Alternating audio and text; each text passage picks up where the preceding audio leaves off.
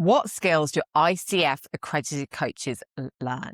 I'm Ruth Kudzi. I run Optimus Coach Academy, and we train people to become ICF accredited coaches. I'm also an ICF Master Certified Coach. I have been since 2020.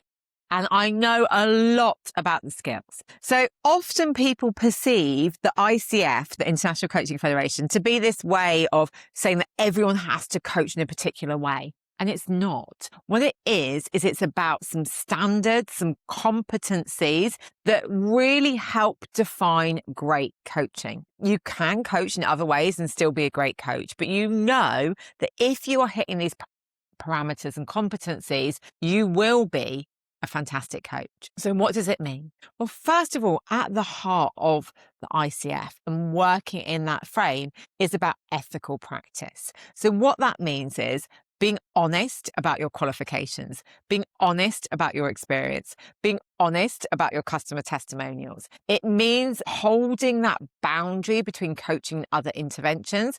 You can offer more than one. It means that we're not stepping into therapy when we haven't been trained. It means that we're not dealing with trauma when we don't have the tools and the experience. It means about having insurance. It means about acting as a professional. It means about acting in integrity.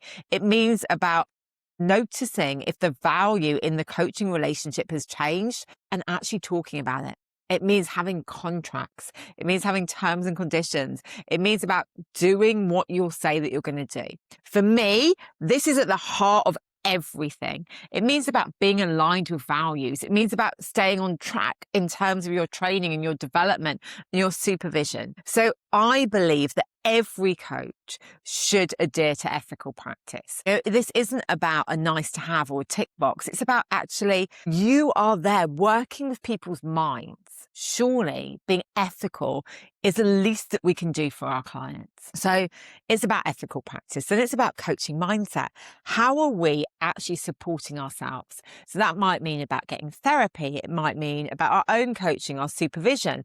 But also, again, it's about knowing that we are a work in progress. It is about recognizing that in the coaching relationship, it isn't about going with our own agenda. It's about staying in that role of a coach, curious, open, non-judgmental, empathetic, compassionate. And then it's about actually thinking about how our coaching sessions run. So contracting, building agreements, maintaining agreements, recontracting. So what that means is getting clarity on your role as a coach and your client's role. It's about setting objectives or goals or direction and recontracting and checking with the client that that is still what they want. It's about ensuring that you have mutual agreements and that you're working towards the same things. It's about working in partnership. It's about seeing your client as an equal. Then we're talking about building our trust, building that safety, ensuring that our clients feel valued and valuable. Our brain and nervous system need this, but actually holding space for people, unconditional and positive regard, acknowledging the work that they do, being in that space of really listening to people and allowing them to be heard. It's about recognizing that the space is confidential, that we're not sharing outside, but it's about that client space. It's about being fully present, not with our agenda, not thinking that our client has to go through a set model or a set framework, being present with the client, being present with who they are as well as what they want to do. They choose the direction. We don't start deciding where they're going to go. We don't start telling them what to do. We are present with them. We are genuinely curious and open, and we help them to navigate what is important to them. It is about listening with all our neural pathways, spotting patterns. I always say to clients when they're training with us, we're detectives. So we're listening with all our neural pathways, and there's all these windows we can go in. Maybe we're exploring language. Maybe we're noticing language patterns. Maybe that's in a session or over time. Maybe we're noticing clients' emotional state. Maybe we're picking up on our own intuitions and exploring those with the client lens in mind. Listening without the need to interrupt. Listening without the need to add our own opinion. If a client, if anyone feels deeply listened to, then they are going to feel valued. And that means when you're deeply listening, when you're creating that space, they're able to deeply listen to themselves too.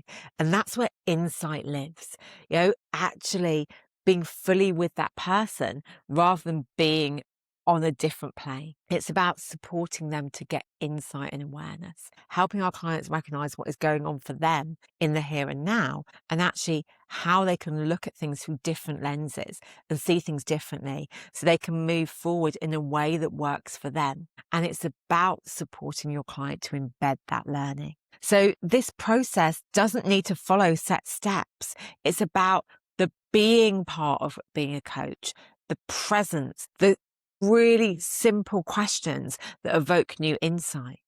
And then it's about supporting the client to actually embed this change into their day-to-day life. People think that ICF coaching is about a set series of questions, and it's not. It's about understanding that these competencies form a framework that allows for transformation, that form a framework that enables you to personalize the experience so you are present and you're working with that client's brain, that client's body. That is what ICF coaching is all about.